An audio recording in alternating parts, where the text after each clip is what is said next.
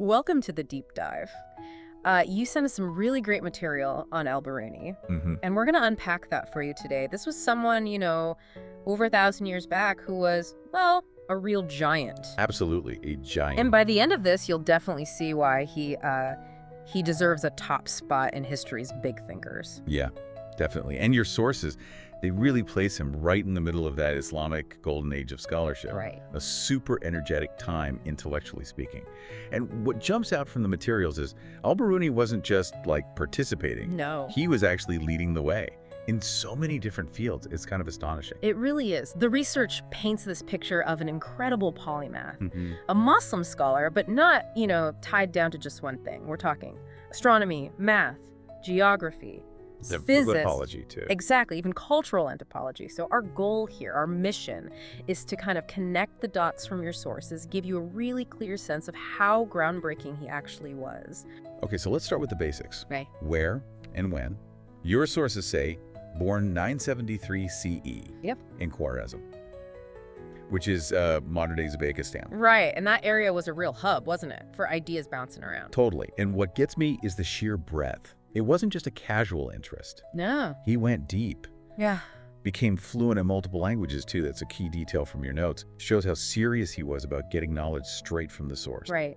And something you explored in those articles you sent, his main drive seems to be this deep need to find the truth. Yes. It wasn't about pushing an agenda. It was just rigorous investigation. That really comes through. Precisely. And a theme that keeps popping up in your sources is his commitment. Unwavering commitment to accuracy and observation. Real empirical stuff. He wasn't just thinking things up. He was out there gathering data, using evidence. Yeah. And that approach, your research points this out, it makes him a really early figure in, well, what we call the scientific method today. Which leads us to something pretty amazing that your sources really flag up. Many consider him the father of geodesy. Right.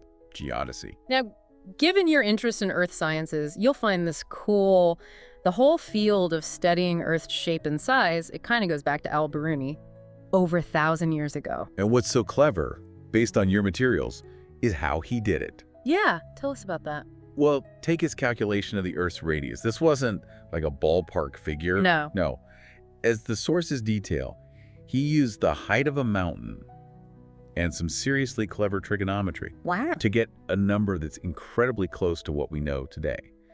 Just imagine the thinking, the math skills, without any modern tech. It really blows your mind, doesn't it? Thinking about what was possible then. And it gets even more revolutionary, as several of your articles mention. Al-Biruni actually suggested the Earth spins on its own axis. Yeah, he proposed that. Centuries before Galileo or Copernicus usually get the credit in the West. And that brings up a really important point, which I know you picked up on from one of the articles. Yeah. How often do we actually fully recognize contributions from, different cultures, different times in the big story of science? Good question. Al-Biruni's work on Earth rotation, it definitely deserves more spotlight, I think. Absolutely. And his astronomy work, it wasn't just ideas floating around.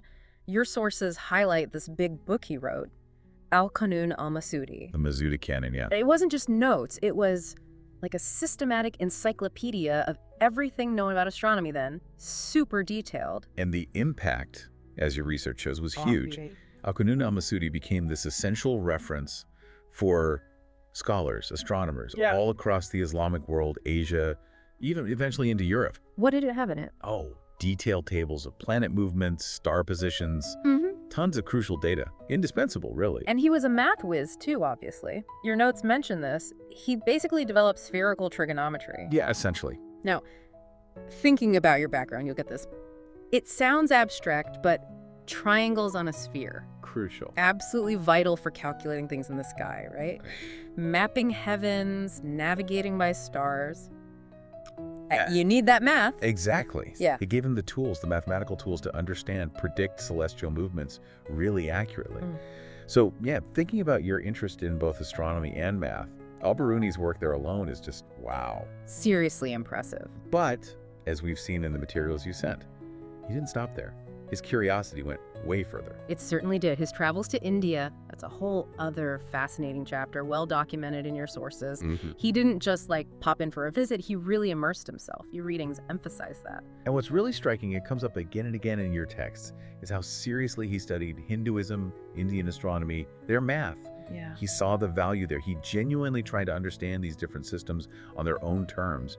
Your sources rightly praise that. And to really get it, as you pointed out in your notes, he learned Sanskrit.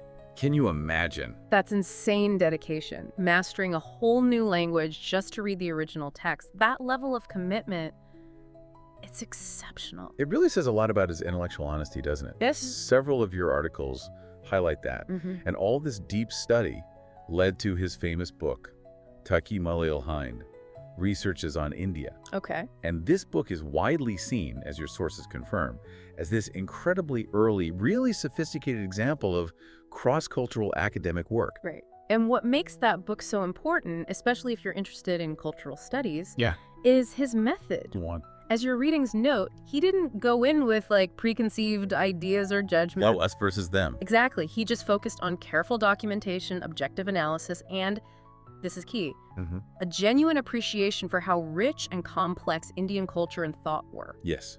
It was an attempt to understand another civilization from the inside out. Pretty unusual back then. Definitely. He looked into their religion, customs, science, philosophy with real empathy and honesty. That perspective really shines through in your materials. It makes him stand out, not just as a scientist, but as a pioneer in comparative studies. So you've got this person pushing science forward in all these areas. And at the same time, acting as this bridge between cultures. Building understanding, respect. It really highlights what your sources suggest. He believed knowledge was all connected. Absolutely. For him, based on your materials, it wasn't like science over here, religion over there, philosophy somewhere else. Right. It seems he saw them as, different paths, maybe, but all heading towards understanding the truth about the universe and our place in it. And that leads perfectly to that quote from him. I know it caught your eye in one of the articles. Oh, yeah. The one about being an enemy. That's the one. The duty of the man who investigates the writings of scientists, if learning the truth is his goal, is to make himself an enemy of all that he reads and attack it from every side.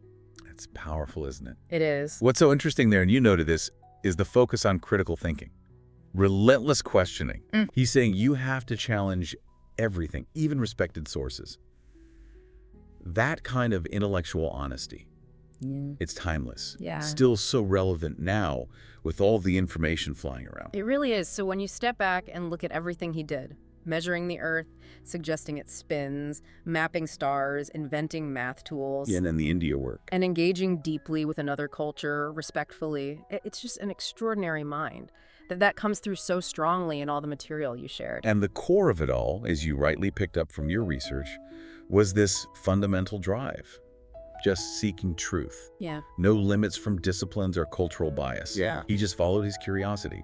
And doing that, he left this incredible legacy. Your sources make that really clear. So for you listening now with your own interest in learning, understanding different views, Al-Biruni's life is a pretty powerful example. Definitely.